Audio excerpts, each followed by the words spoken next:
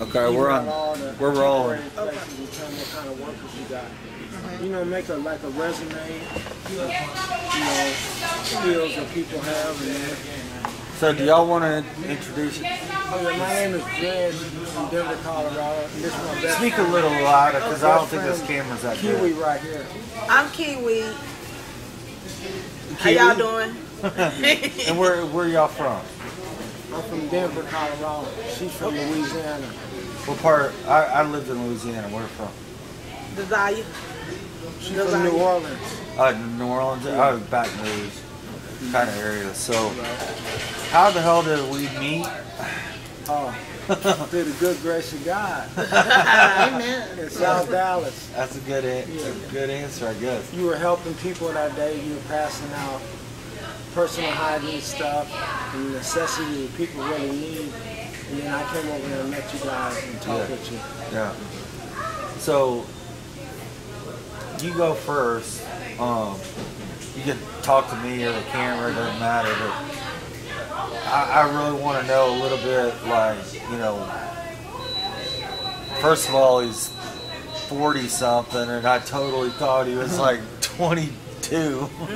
But could you give some background on, like, you know, where you grew up, how you grew up, like your family? Yeah, I grew up. I started in Denver, and then my mom. A little louder, because this My mom moved to Nebraska, and my father died when I was 5. So I grew up with all sisters and no brothers, but we had a good family, church-oriented. Stayed in school, and then when I got in 11th grade, I went to the job fair. Got myself certified as a professional cook, and from there I just started doing little odds and ends jobs. I barely got in trouble because through my mom, you know, she taught me right from wrong. I like church, I like cooking, I like just having fun and being positive around positive people. Yeah. And how I got homeless up here was I lived with my friend, and his girlfriend got to acting up, so I didn't want to argue with her. So the best thing for me was to do was leave, you know, so he don't have to go through whatever issue she had. So that's how I ended out here on the street. So I stayed homeless for like 3 years until I met her. I knew her, but I never talked to her. And then one day, some girl was arguing with me. So she was like, "Hey, Dred, you want to go to church with me?" For real. She turned a bad situation into something positive. You know, I'm so thankful that she's been in my life, positive. She helped me get a phone. Sometimes she provides shelter for me, but other than that, I can leave my clothes at her house, go over there, cook my own food or whatever. She's never denied me, and she's always been there for me. Yeah. And that's, you know, that's a blessing more than anything. Yeah. Right now, I'm struggling, but I got a little paper walking job. I appreciate the people I work with.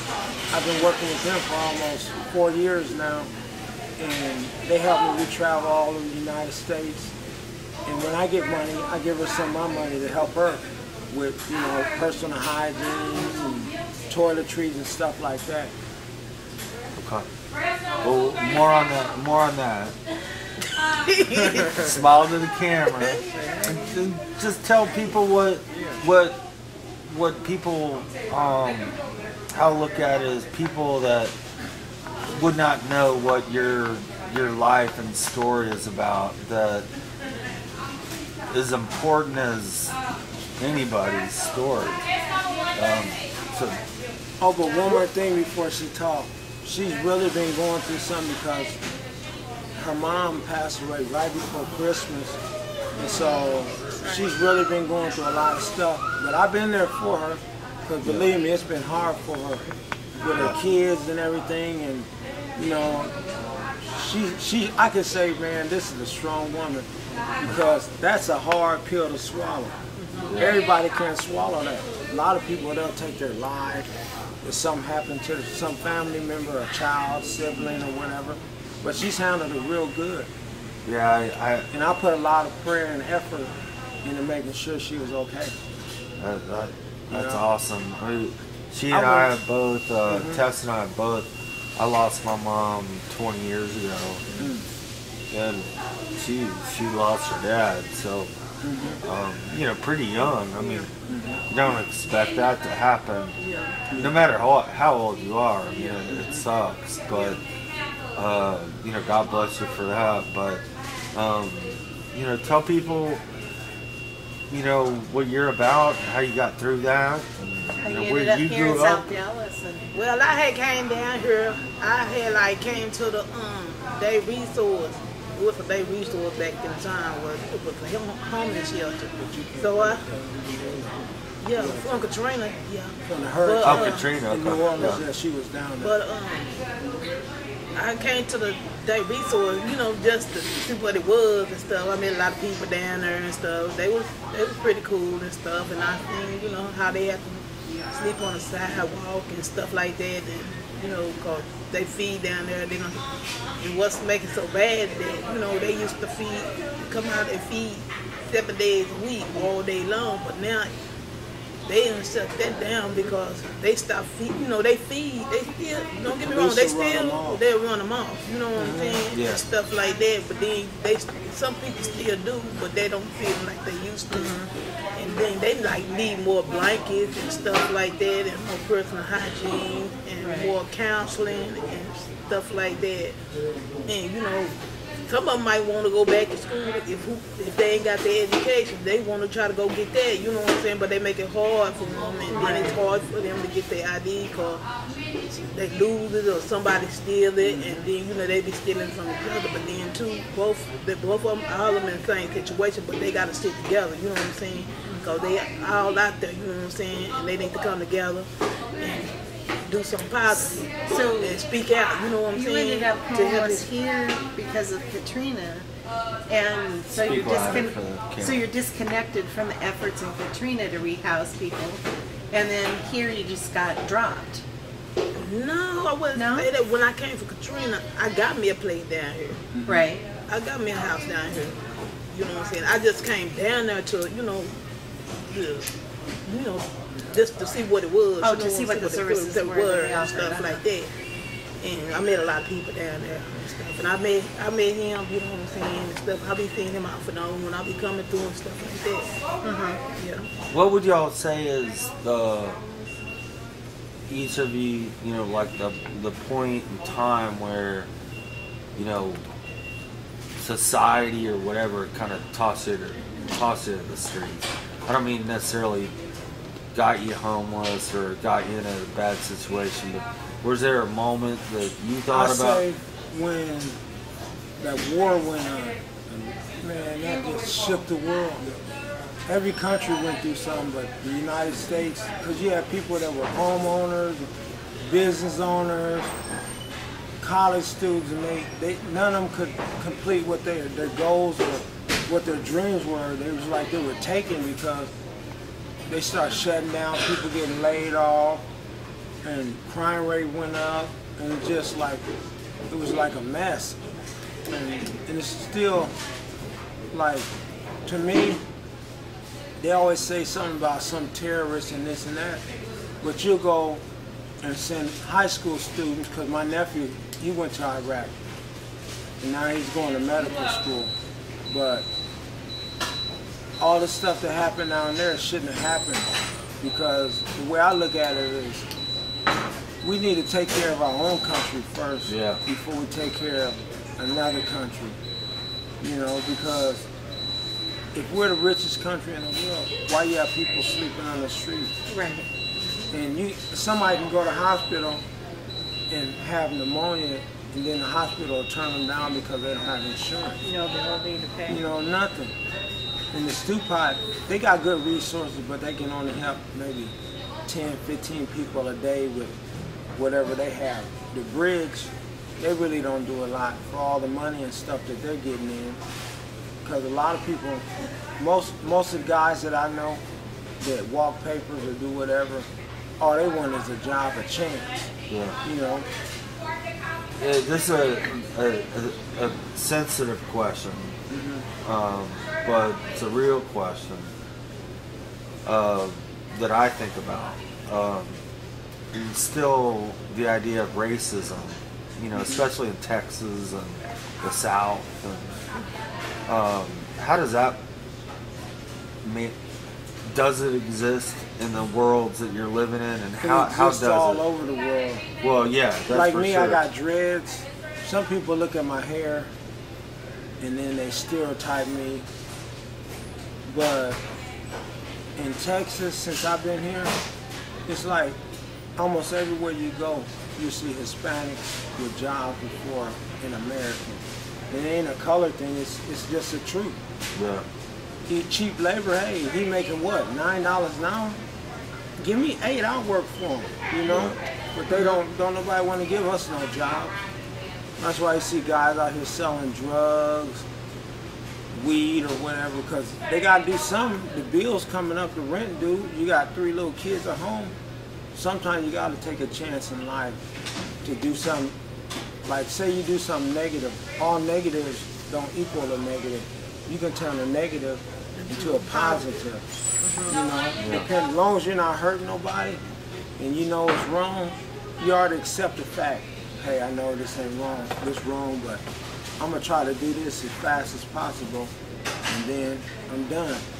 You know, if your baby needs some medicine and you done try everybody, but it's a Walgreens down the street, you gonna go get your baby that medicine, whether you gotta take it or what. You done ask everybody, every charity, you done networked all day, but your baby fever, she got 110 degrees fever, I gotta go out and get it. You would, and you would. And it's part of life. But God, He ain't gonna send you to hell because you did that. You ain't harming nobody. You just trying to help somebody. So you gotta do what you gotta do sometimes. A couple questions. And we're not sitting here, we're not religious. I mean, I'm Catholic, but we're not from an organization or anything. We're not handing out Bibles and converting people. It's not this is low, work that we're doing. But a couple things that you mentioned, Dreads, and I'd like you to answer too if you want, is the lowest point in your life. Maybe describe it a little bit and then talk about, since y'all do seem to have a lot of faith in God to help you in better situations, bad ones, or whatnot. Could you talk a little bit about that? Like when you felt like hopeless and how your faith, kind of got you through it and how that continues now. I mean, life's tough, right? So how do y'all handle that? Me, like when I know something ain't right, or like whenever I went to jail, I had to stay one time for 8 months for something I didn't do. It took 8 months for me to get out. At first I was kind of discouraged because, I'm thinking, God, I don't want to be here.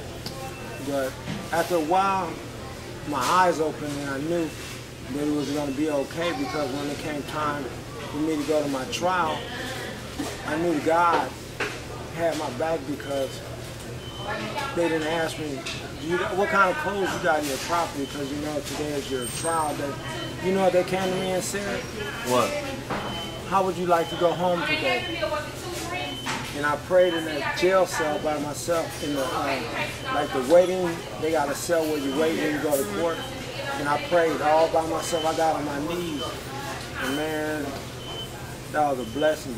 And then another time, I didn't have no money. I left. And then she had called me. She was like, I need like $2 to catch the bus. I said, I ain't got no money, but I'm sure I know too many people I get $2. So I was walking down the street, right down the street on South Boulevard. It turns into like a fair park. And I'm like, Lord, I need to get $2 so Pee-wee can catch the bus to a doctor tomorrow.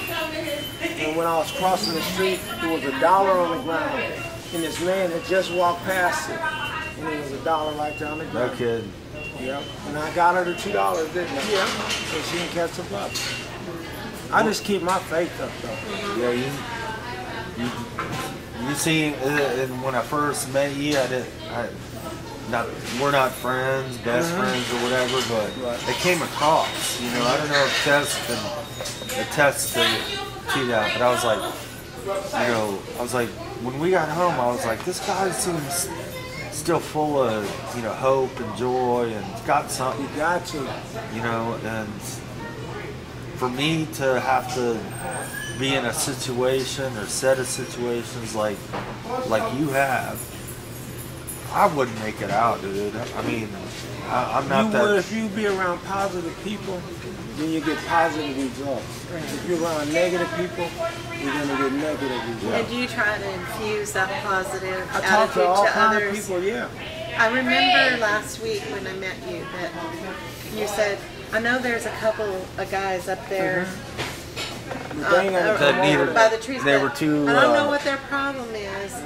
I don't know if their pride or whatever. And I remember my comment was, I said, yeah, pride goes before the fall. And you said, ma'am, that's a short trip or something to that effect. And it was just this kind of, that like that sailed a long time ago. That's the first thing that you got to let go of, because otherwise you're stuck. Was kind of the message I got from you, and that you were like not willing to stay there. And I think that's what impressed me a lot. You know, was that. But we're not job interviewing here. I mean, we're wanting to know more about, you know, he just. I gotta tell you, dude, just something about you, just something was like, I gotta stay in touch with that dude, because, and I think the first thing is that same thing that Tess was talking about, is you were trying to help these other guys at the park across the street where they're using and all that, and I was like, this guy is like trying to help, you know, and encourage, or will walk across the street and say, hey, there's some help here. No, I shouldn't say none, but I don't think anybody else really did that. You know, where they were trying to actively, I know y'all help each other, we all try to, but you were actively, you know, just doing, in my mind, kind of God's work in the worst kind of set of circumstances you can. But I wanted to ask you, you know, about, you know, what keeps your hope and faith, and you seem like not positive, you know, I'm not a, what's a doctor, who's the positive guy, anyway. Dr. Phil. Dr. Phil or something like that. It's not fake, you know, so what is that in you? Is that something your mama gave you, or is that something that... Yeah, it's like I was raised like that, you know, doing potting and stuff, and you know, it's like, it's always like, every now and then something like, you get like a second thought like, well, I do this or I do that, right? But then all the time you don't want to do it, so you go back and go to your first mind, no, I should do that. But then too, when I got with him, you know what I'm saying? He's very positive, and I like the way he just talk, and he motivates everybody. You know what I'm saying? Yeah, I'm motivated. And he very smart, and he say, you know what I'm saying? When you like you feeling down or something, you just be thinking awkward, not saying that you gonna do something wrong. You know what I'm saying? Yeah. But he'll sit down and talk to you and stuff like that, and what he tell you is the right thing to do. You know what I'm saying? Yeah. Yeah. And there's got to be still something in you, if I'm to guess, that you've got. I'm not a religious guy. I am Catholic. We're not preaching here, but it just seems like there's something in y'all. Y'all are watching out for each other. You're watching out for other people. You're watching out for children, and there's something in there. You know, I'm pointing at my heart for them. Yeah. That is beautiful, and I think a lot of people don't appreciate. So my battery's dying here. I wanted to leave the last couple minutes on the battery, so you can talk to the camera or talk to me or whatever. But I want y'all to say whatever the hell you want to say about people that are very fortunate. Everybody suffers and has problems. I do. She does. millionaires, billionaires have Everybody. them. But could y'all say something to maybe people that think that This don't happen out here. yeah, I mean, tell the camera, tell me, like, you know, what you would tell other people I about would how say- to get on with life. And I would say to all the people, one day you might have everything you think you have in the world, and as fast as you breathe, you'll have nothing. Exactly. And then you can come from a good home, Christian oriented. Your mom can be a lawyer, your father can be a judge. And if they pass away, then you start from square one again. You have nothing. What you do, you still have your life. You gotta keep your faith up. And just because I might sleep on the street or have to wash up at a park or somewhere and get some water in a bucket, it's still gonna be all right, because as long as you got God, and that's the word, is God. You gotta believe in something. And until your faith gets stronger, then you'll get weaker. And you don't want to get weak out here. You don't want to get sick. You try to stay as healthy as you can. And when you're living out here on the street, one thing you gotta remember, somebody always sees you. And everybody don't have a bad heart. You can be poor. I've had change in my pocket and ate earlier that day, but if I see somebody I know, they ain't going to buy no drugs or no beer, I'll give them my change, but I want them to do right with it, because I could have bought my own beer or whatever, but my heart has compassion, and it flows like blood in our bodies. So I'm going to give them whatever I got. I took shoes off my feet before, shirts off my back, and I'll give it to them, because I have to spread my blessings around too. And I was blessed. Both of us we're so grateful that you guys came into our life, because God brought you into our life for a reason, and for a good reason. And I appreciate everything you guys do for me. well, before you go, I wanted to ask you one more thing. You mentioned the presence of evil, being on the street corners and the budget or whatever. Can you talk about that on camera a little bit? What you meant by that? What I was saying by that is, it's like you got people out here that use drugs, they drink. A lot of people, they like drama, fighting, arguing. In every corner you go around, is somebody one of a kind. It's not a color thing, it's a person thing. So it's up to you to use your best judgment to get away from the evil, because the devil is out here. And he's out to How do you know get that? us. How do you know It's Jesus? in the Bible. Jesus died on the cross to save That's us. a good answer. Every morning I say Matthew 22:37, and you shall love the Lord your God with all your heart, with all your soul, and with all your mind. And I say that verse every day when I wake up, That's awesome. right before I pray. And I would like for to happen to these days, try and give up. You know what I'm saying? It's a lot of people that's going through stuff out here, you hear me? And then, you know what I'm saying, like, you know, get in trouble and stuff like that. But they ought to make it a way that, you know what I'm saying, that people with feelings, they can just still just overlook some of the stuff and get them a job that they really want, that they, you know how to do, Yeah. that they, you know what I'm saying, they known with, you know what I'm saying, but with failing the job, they cannot get because they got a feeling, and I would like them to change that, you know, rules, so they wouldn't have to be, you know, people on the street. So wouldn't people have to get a chance. second chance, you hear me? Yeah. And do y'all think that America is really good at giving people a second chance? No. If you I don't got think money, so. you can get all the chances you want. But if the poor people, you get one chance. You can't. They weren't gonna give you no chance, no more chance. You know what I'm saying? So do you think you have a chance? No, not in the United States. No. I mean, we got a chance as far as like on our daily life, but like corporate jobs and the good paying jobs, they ain't gonna give it to us. Cause they do background checks and all that.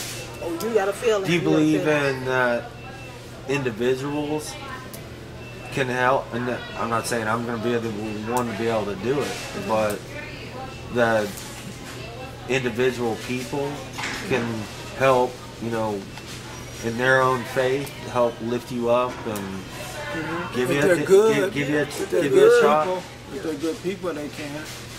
Have you seen those people? Everybody knows somebody. Yes, it's good people to come out here, and they help you real nice. They do nice stuff like our Colin. We went there and ate for Thanksgiving. They didn't have like paper plates. They had nice Chinaware. They had the sparkling apple cider, looked like champagne. Man, it was nice. We watched a football game on a big screen. They treated everybody like family. Let you sit where you want. But you know, one thing that I think about is, and why we came out here in part the second week to meet you, and, is that there's no one day is great, you know, because I've done that before where I've gone over by like the state fair and or not the state fair, farmers market. Yeah, farmers market. And handed out food once a year and all that. Well, that's one day. Yeah. And it got me thinking, like, well, how do you translate that into, and this might be the beginning of something, I don't know, but instead of just one day handing out food or handing out kits, what about 2 or 3 days or one day a month where I'd work with Dreads and try and get a game plan together to actually get off the streets, get that $8. It might take a year. It might take 2 years. I don't know how long. But that's what got my wheels spinning, is that, you know, there's nothing wrong with the charitable aspect is awesome.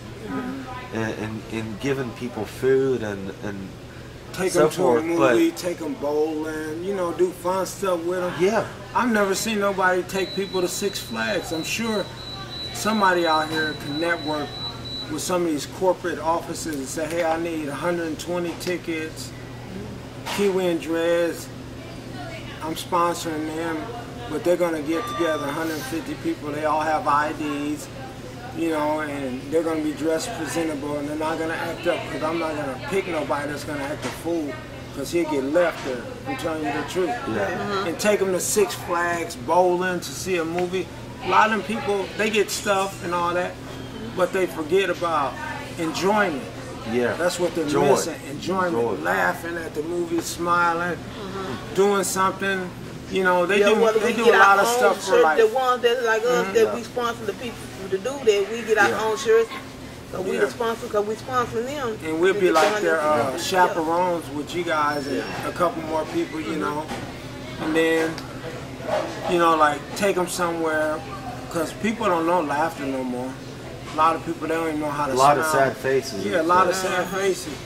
A lot of them, they just want small stuff. You don't have to be nothing big. It's just the small things count more.